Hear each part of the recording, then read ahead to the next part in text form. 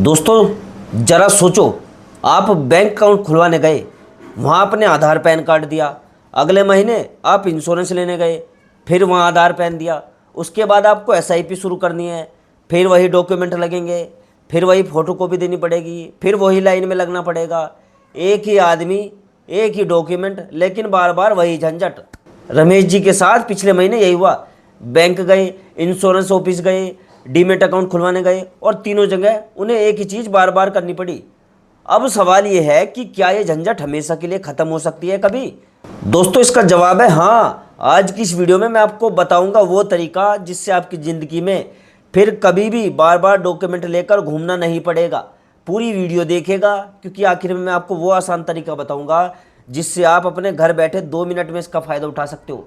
तो अगर आपका मान लो एसबीआई में अकाउंट है, पीएनबी में अकाउंट है, बैंक ऑफ बड़ौदा में, किसी भी बैंक में आपका अकाउंट है, आप केवाईसी करवाते हो या केवाईसी का झंझट आपके सर पर बैठा ही रहता है, ठीक है, तो वीडियो पूरा देखेंगे। बहुत बड़ा नियम लेकर आ रही है सरकार। तो दोस्तों देखो, बात यह है कि 1 अगस्त से देश में एक नया सिस्टम लागू हो गया है जिसका नाम है CKYC 2.0, यानी सेंट्रल केवाईसी 2.0।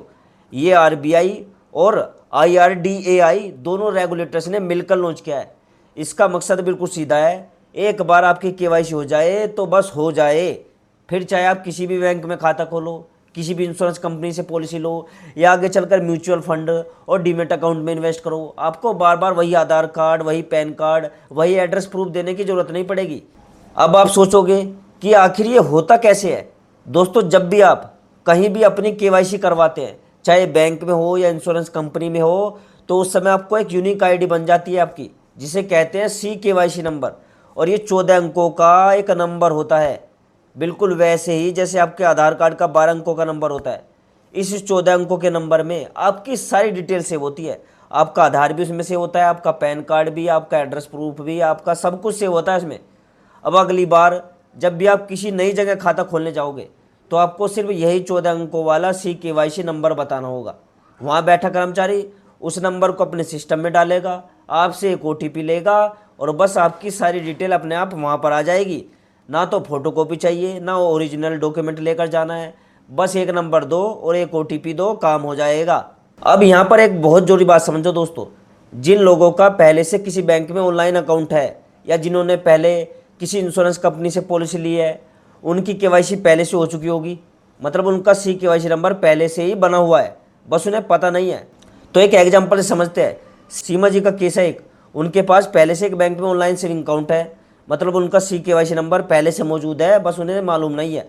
और जिन लोगों ने अभी तक कोई अकाउंट या पॉलिसी नहीं ली है, वो पहली बार केवाईसी करवाएंगे, तभी उनका नंबर बन जाएगा। अब सोचो इसका फ़ायदा कितना बड़ा है। फ़ायदे देखो आप, पहला क्या होता था, आप डॉक्यूमेंट देते थे, वहाँ बैठा आदमी उसे टाइप करता था, फिर वो सिस्टम में अपलोड होता था। इस पूरे प्रोसेस में गलती की गुंजाइश भी बहुत रहती थी।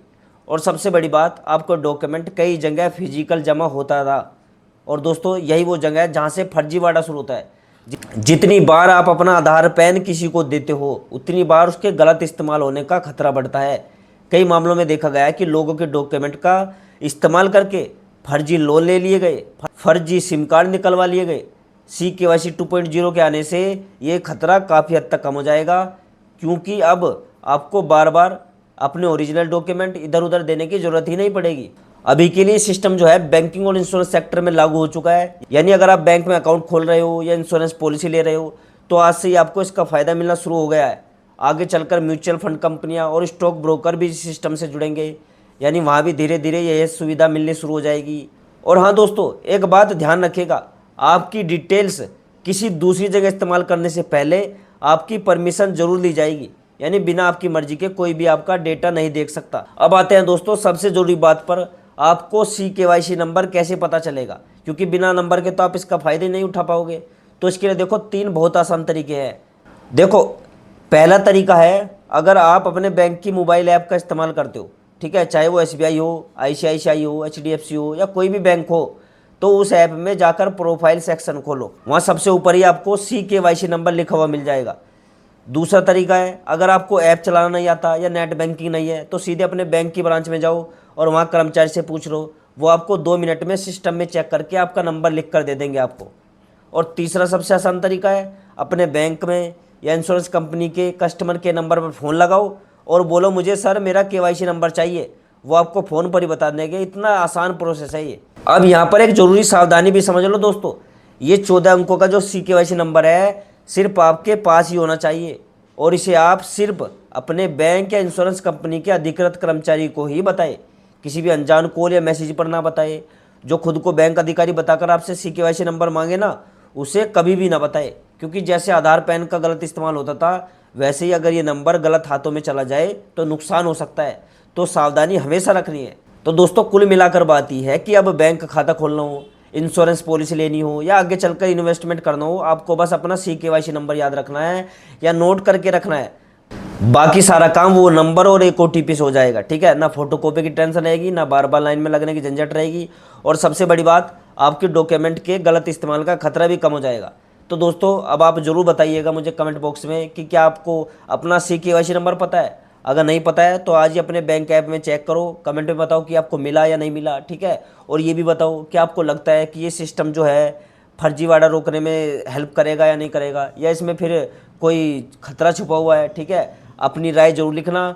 अगर दोस्तों वीडियो पसंद आई हो, अगर इससे आपको कुछ नई जानकारी मिली हो, तो वीडियो को लाइक जरूर करिएगा। अपने दोस्तों और परिवार वालों के साथ भी इस वीडियो को शेयर कर दो, ताकि उन्हें भी इस चीज़ का फ़ायदा मिले, ठीक है। अगर अभी तक आपने हमारे चैनल को सब्सक्राइब नहीं किया है तो बेल आइकन दबाकर सब्सक्राइब जरूर कर लो, ताकि ऐसी जरूरी जानकारी आप तक सबसे पहले पहुंचे, ठीक है। और मैं मिलता हूं दोस्तों आपसे अगली वीडियो में एक नई खबर, एक नई जानकारी के साथ। तब तक के लिए दोस्तों जय हिंद, जय भारत।